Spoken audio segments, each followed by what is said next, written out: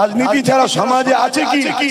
মসজিদ রাজনীতির মধ্যে ঢুকে গেছে, মাদ্রাসা রাজনীতিতে ঢুকে গেছে, মন্দির রাজনীতি ঢুকে গেছে, কবরস্থান রাজনীতি ঢুকে গেছে। আবার আমার রাজ্য সরকার এত মুসলমানদের দরদি, দীঘাতে 300 কোটি টাকা দিয়ে জগন্নাথ মন্দির তৈরি করেছে, এত আমাদেরকে ভালোবাসে। আমাদেরই তো সরকার না, মুসলমানও যেমন বাঁচাতে হবে, সংবিধানকে যেমন বাঁচাতে হবে, আমরা ভারতীয় আমাদের ঘরেও অধিকার নিয়ে বাঁচতে হবে।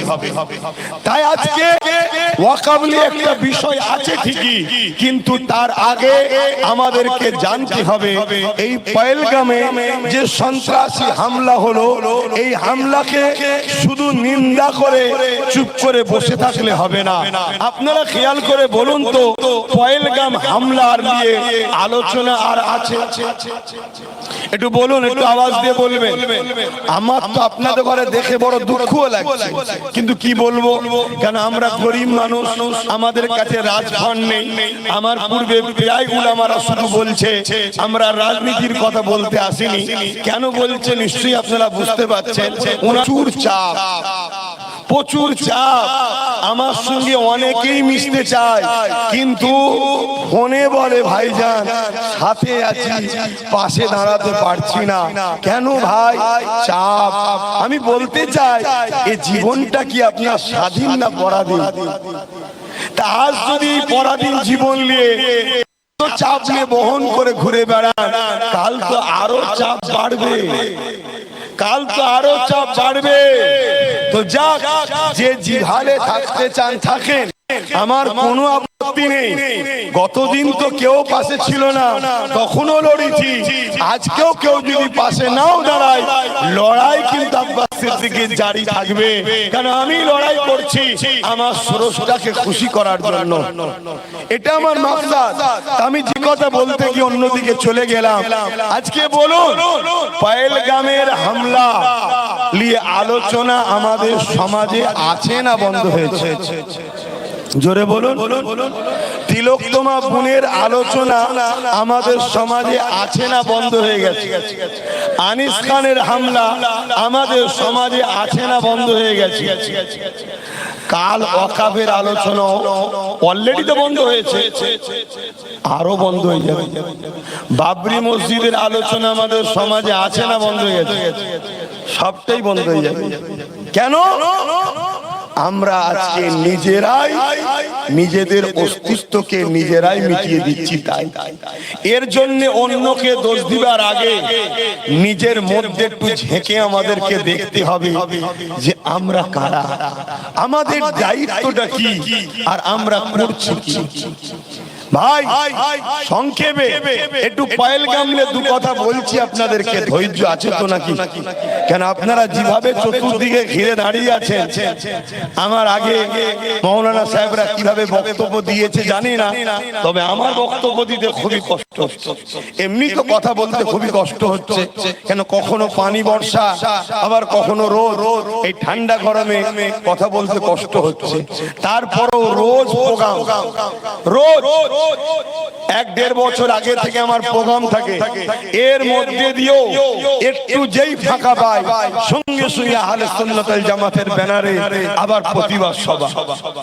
কত কথা বলবো বলেন না, কিন্তু আপনাদেরও তো একটু ভক্তি দরদ থাকা দরকার। যদি মনে করেন এই মসজিদ চলে গেলে তো ইমামদের চাকরি থাকবে না, ওই জন্য মনে হয় ইমামরা চিল্লাচ্ছে, বুঝলি, আমাদের যাওয়ার দরকার নেই, তাহলে আপনাদের ঘরে নিয়ে তো লড়াই করা আমাদের কোনোভাবেই সম্ভব নয়।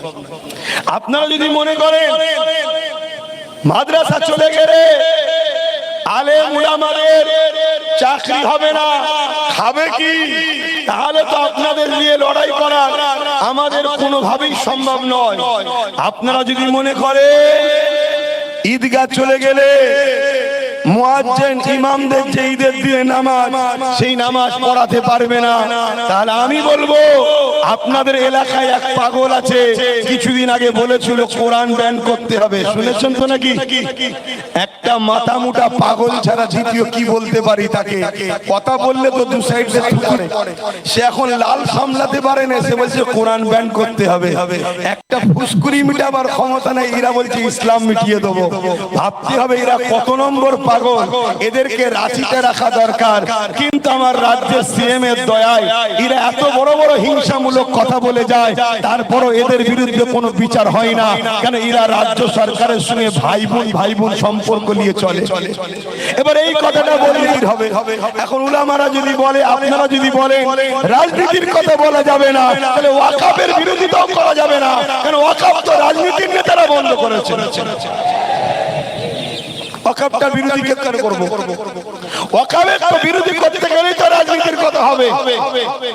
কেন্দ্র সরকার রাজ ক্ষমতা দিয়ে, সংখ্যাগরিষ্ঠতা দেখিয়ে আজকে সে সংবিধানের বিরুদ্ধে গিয়ে ওয়াকাফ কালা কানুন তৈরি করেছে। আপনারা জানেন কি জানি না,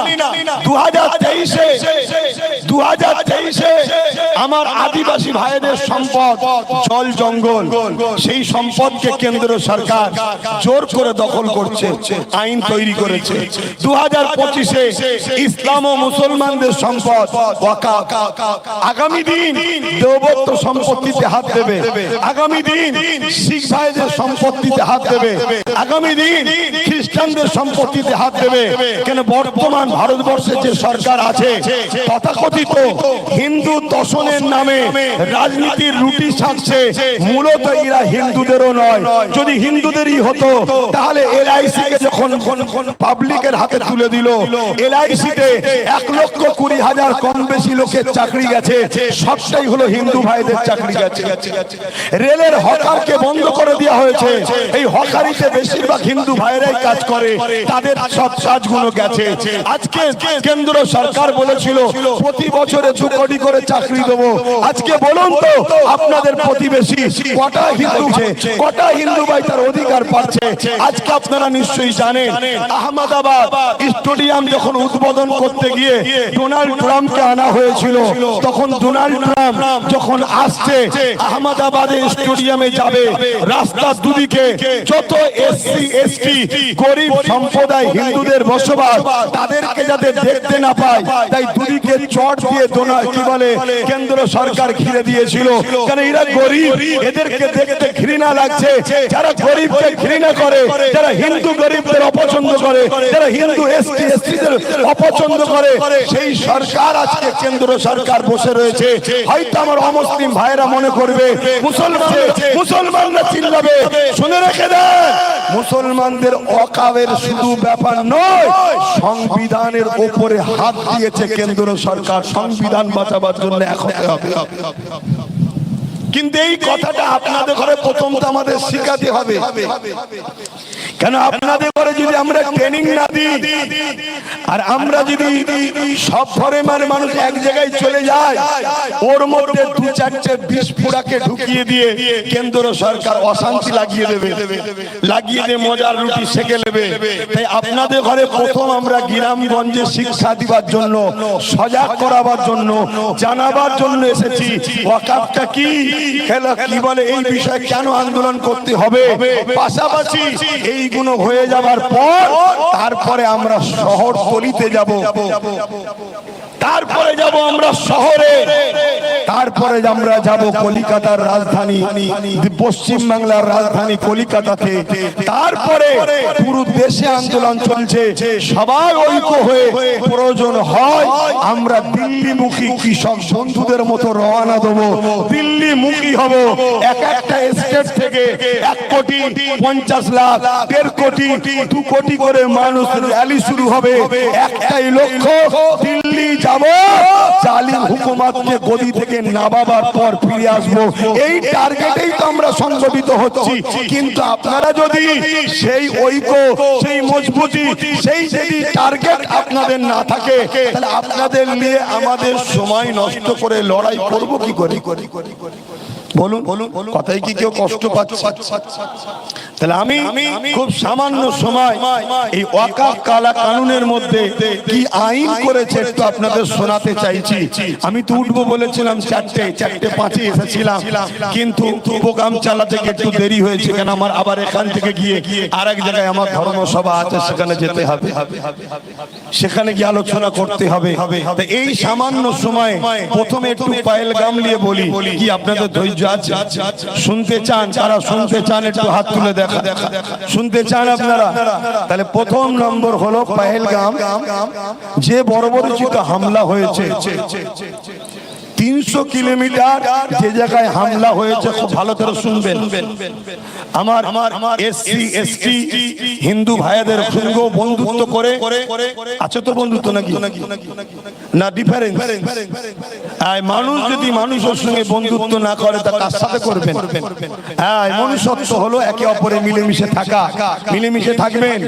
আপনারা ওই ভাটপাড়ার ভাড়ের মতো বলবেন না। ভাটপাড়া একটা ভাড় বেরিয়েছে জানেন তো নাকি? সে বলছে মুসলমানের দোকান থেকে পামচার ছাড়াবে না, মুসলমানের দোকানে খাবে না। ওরে ভাড়, একবার বল না যে মুসলমানদের তেল গ্যাস লোবো না। কেন? তেল গ্যাস তো সব মুসলিম দেশ থেকে আসে। একবার বল, তার বেলায় বলবে না। এরা সব রাজনীতির জন্য এত নিচুই নেমে গেছে, অথচ এরাই গোপনে গোপনে সব মুসলমানদের সঙ্গে বন্ধুত্ব করে রেখেছে।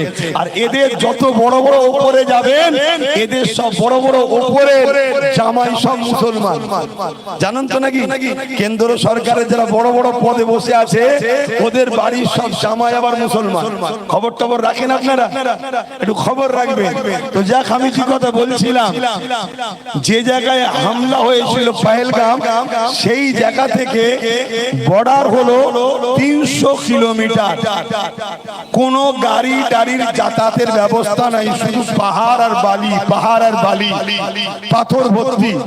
300 কিলোমিটার দূর থেকে কিছু আতঙ্কবাদী পাকিস্তান থেকে এসে আমার ভারতীয়দের ঘরে ধর্ম জিজ্ঞেস করে করে গুলি করে করে মারলো। আবার 300 কিলোমিটার পার হয়ে পাকিস্তানে চলে গেল। আমার দেশের চৌকিদার কি নাকে তেল দিয়ে ঘুমাচ্ছিল? এটা কি নাটক নয়? আপনাদের কি মনে হচ্ছে নাটক নয়? কেউ একজন বলেছিল, কলকাতার হাইকোর্টের একজন আইনজীবী, শুনেছিলাম, নামটাই বলে দিচ্ছি, বিকাশ দা, তিনি বলেছিলেন বিহারের ভোট মিটে গেলে এসে যাবে। কথাটা কিন্তু আজকে বাস্তব। বিহার ভোট ইস্যু, পহেলগাম হামলা, ভাবতে হবে। কেউ কেউ তো বলছে যেই কামড়াচ্ছে সেই আবার উজা হয়ে ছাড়ছে। শুনছেন তো নাকি? তাহলে আমার দেশ কোথায়, কার হাতে আছে, কোন দিকে যাচ্ছে? আমার দেশের 26 জন কোন ধর্মের মানুষ পরের কথা, এরপরেও যখন ধর্ম নিয়ে কথা ওঠে, আমার দেশের 26 জন হিন্দু ভাই মারা গেল। শুধু 26 জন মারা যায়নি, আমার দেশের ওই 26 জনের পরিবার, তার সন্তানেরা আজকে তাদেরকে গভর্নমেন্ট দেখার সময় থাকবে না, সবাই আজকে বিপদে। এর পরের প্রশ্ন হলো 300 কিলোমিটার দূর থেকে এসে গুলি করছে, ধর্ম জিজ্ঞেস করে করে এতক্ষণ সময় পাচ্ছে কি করে, আবার ফিরে চলে যাচ্ছে। সেই যারা গুলি করেছে এখনো তাদেরকে বন্দী করা হয়নি কেন? তাদেরকে এখনো অ্যারেস্ট করা হয়নি কেন?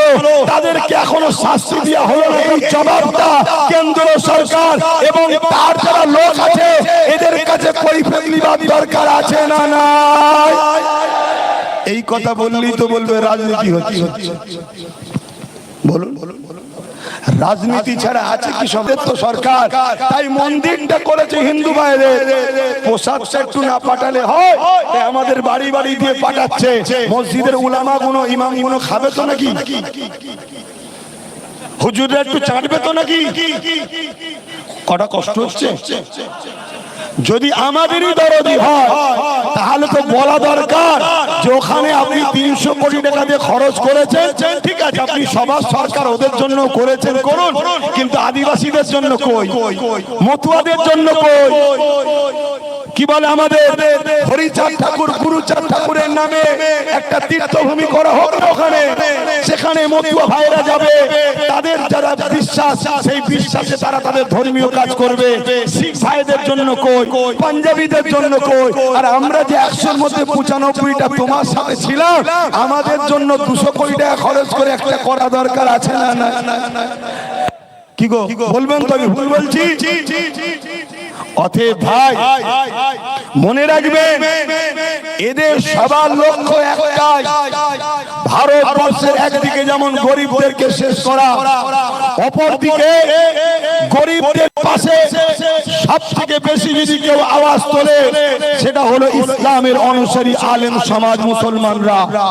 তাই এরা ইসলামের সেন্টার, মসজিদগুলোকে, মাদ্রাসাগুলোকে, কবরস্থানগুলোকে, খানকাগুলোকে, ঈদগাহগুলোকে মিটিয়ে দিবার চেষ্টা করছে।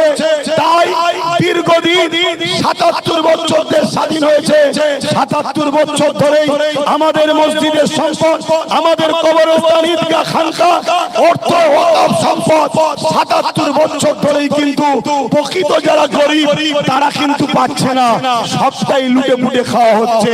কখনো এ দাদার লোক খায়, কখনো ও দিদির লোক খায়, কখনো এ দাদার লোক খায়, কখনো ওই দিদির লোক খায়। সারা জীবন কিন্তু আমাদের সম্পদকে লুটে খাওয়া হচ্ছে, প্রকৃত গরিব কিন্তু পাচ্ছে না। কেন্দ্র সরকার দেখলো মুসলমানদের সম্পদ সবাই যখন লুটে খায়, মুসলমানদের প্রতিবাদ যখন করেন, এই বুকা জাতটাকে, এই মূর্খ জাতটাকে, এই ঘুমন্ত জাতটাকে একেবারেই শেষ করে দেওয়া যায়। তাই 2025-এ ওয়াকফ কালা কানুন তৈরি করেছে। এর উদ্দেশ্য হলো সম্পূর্ণ সম্পদটাকে কেন্দ্র সরকার দখল করে নিয়ে আদানি আম্বানিদের কাছে কোটি কোটি টাকায় বিক্রি করে ওই টাকার অ্যাসেটটাকে কেন্দ্র সরকার দখল করতে চাইছে। এবং আদানি আম্বানি তোমার মসজিদের উপরে, তোমার কবরস্থানের উপরে, তোমার আমার ঈদগাহর উপরে সেখানে বড় বড় ফ্যাক্টরি করবে, বড় বড় শপিং মল করবে, বড় বড় বার করবে, সেখানে নারীদের ডান্স হবে, শরাব পান করা হবে। তোমার দাদর কবর যেখানে আছে, তোমার দাদি নানা নানির কবর যেখানে আছে, এটা কেন্দ্র সরকারের চক্রান্ত করতে লেগেছে। তাই কেন্দ্র সরকার এই আইনের মধ্যে কিছু আইন আপনাদের কাছে বলি।